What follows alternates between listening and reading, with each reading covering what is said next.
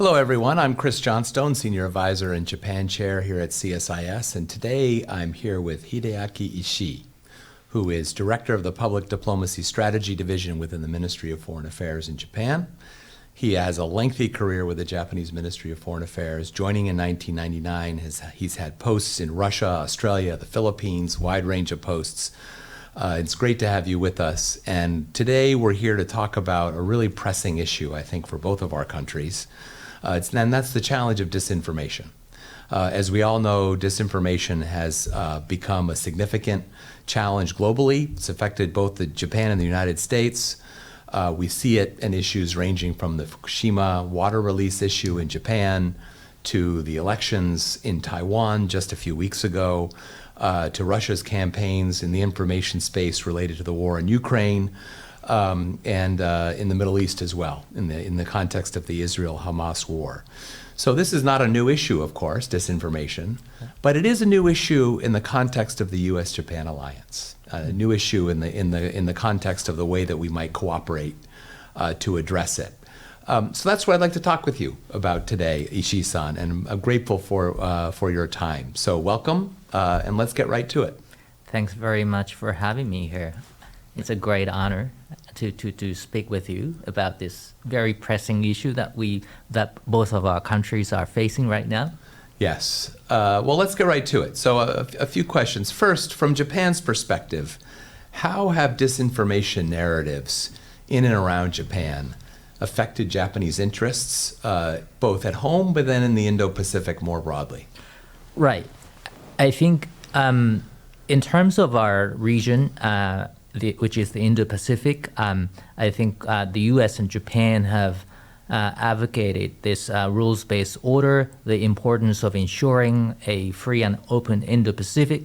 But I think any narratives that portray our advocacy efforts or diplomatic efforts as something that is motivated by a Cold War mentality or narratives that basically portrays Japan as a proxy of the United States, something like that. Probably those narratives are very harmful to our interests, and actually not reflecting the motivations we are having in doing this advocacy work in the region. And what sort of priorities does the government of Japan have in addressing disinformation in the region? Right. I think it's important that we ensure an information environment in the region where we can get across our diplomatic messages effectively. So I think in order for that to happen, I think it's important that there is a network of civil societies in the region that build some sort of resilience, societal resilience, collective societal resilience in countering disinformation. So I think we have a number of academias and think tankers, experts who are well versed in foreign policy matters, security situation in the region. I think it's important to build networks among those experts and think tankers, academia in the region, so we can share a same common operating picture. A common operating picture related to disinformation. Yeah, that's interesting. I'm wondering if you could say a little bit more with some details about sort of the specific kinds of programs, initiatives that Japan is undertaking in this space. This is, of course, a major priority for the United States as well through our Global Engagement Center, but interested in hearing more about what Japan is doing to collaborate with other partners. Yeah, well, one example I can cite is that we agreed at the special Japan-ASEAN Summit in December 2023, we reached an agreement with ASEAN that we will cooperate in the particular policy space, which is countering disinformation. And we recently held an online workshop on countering disinformation with 5 ASEAN countries.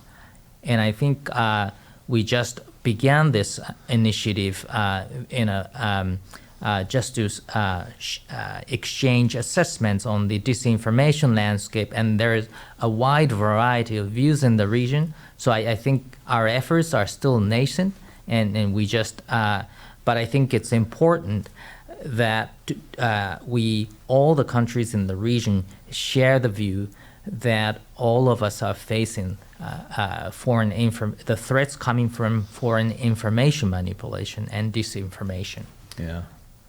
Yeah, this is as I said, a new issue for collaboration among allies and like-minded states in Asia. I mean, it's a contrast with NATO and Europe, for example, where there is some years of history of multilateral and alliance cooperation, partly rooted in the fact that there's a clear common threat in that theater that is not quite the same in the Indo-Pacific. So that's a complicating factor. But when thinking about U.S. Japan cooperation in this space, the two governments signed a Memorandum of Cooperation in December that set out kind of a broad framework of what we might do together. Can you talk a little bit about that? How is Japan thinking about cooperation with the United States on this issue? I think in the bilateral context between the U.S. and Japan, I think it's important that we exchange assessments on the disinformation landscape in the region as well as at home as well. And I think we can learn from each other, the methodology of identifying disinformation campaigns, as well as how to counter those disinformation campaigns, and plus, I think we can also pursue the possibility of reaching out jointly to partners in the region, such as Southeast Asia.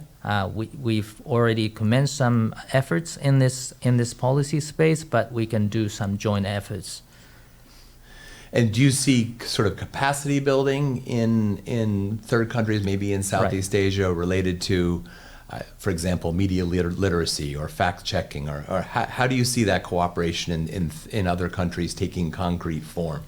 Well, I think, I would not like to portray our joint efforts as capacity building, because I assume there is some capacity already in the region, and I think it's important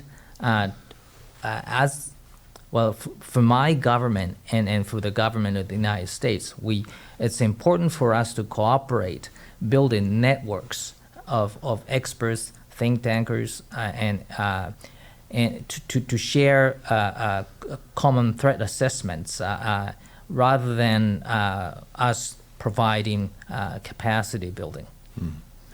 Yeah, this is such a complex issue set with so many different stakeholders, right? You think about the media landscape, the role of technology and disinformation, the role, as you said, of non-governmental organizations, the role of governments, multiple stakeholders. It's a problem that's quite different from most foreign policy issues that we wrestle with. So quite an interesting area for cooperation. How do you think about cooperation with other close U.S. and Japan partners, for example, the Republic of Korea, Australia? I know in the Camp David announcements last August, there was reference to trilateral cooperation in this space. How are you thinking about that? Well, I think there is a lot of opportunities for the United States and Japan to collaborate with like-minded partners in the region, such as Australia. Australia has a long history of handling foreign information manipulation and as well as political interference by foreign malign actors. And I think it's important that like-minded partners align their efforts and in our engagement with the region and share experiences with regional partners. Our experiences of handling foreign information manipulation. I think disinformation campaigns by foreign malign actors take different forms in each of our countries. And I think sharing experiences with regional partners in the region is really essential in combating disinformation. Yeah, we all have different forms of experience with this. Last question really is, it again gets at this issue of the multiple stakeholders involved. How is the Japanese government collaborating with the Japanese private sector, with NGOs, with civil society, to fight disinformation? Yes, I think the government is trying to build an ecosystem where we work closely with civil private organizations like academics, think tanks, and fact checkers. And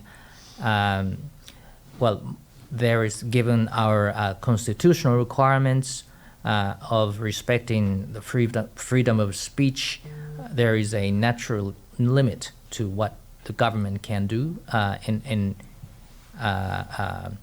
straighten things out in our information space. So I think our approach is really to build societal resilience.